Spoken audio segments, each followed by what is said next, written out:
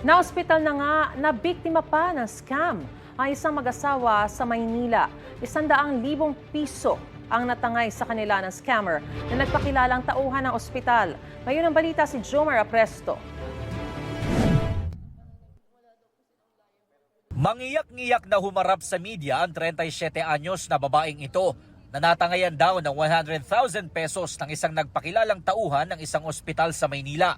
Sa kwento ng biktima, for discharge na sana kahapon ng kanyang asawa na na-confine sa ospital noong nakaraang buwan matapos atakihin sa puso.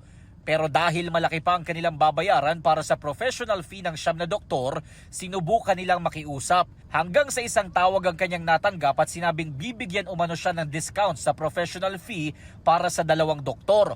Online ang naging transaksyon nila. Ang pakilala niya po sa akin is si Mariela M. De La Cruz daw po siya. Manager officer daw po siya nung isang doktor po nung husband ko po.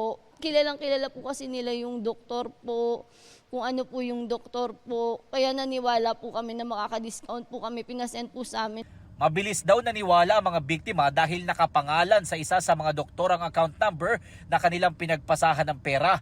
Pero nang tawagan ng isa sa mga nurse ng ospital ang doktor, doon nila nalaman na scammer ang nakausap ng biktima. Dumulog na sila sa tanggapan ng PNP Anti-Cybercrime Division para matrace ang scammer.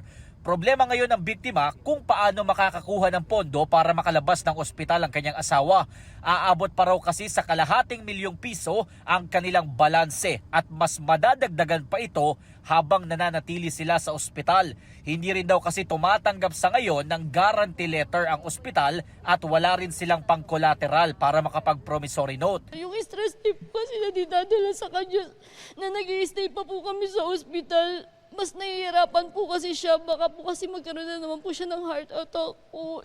Ayon naman sa isang empleyado ng ospital na nakausap ng GMA Integrated News, tumatanggap sila ng guarantee letter. Pero sa usaping scam, labas daw sila roon ayon sa empleyado.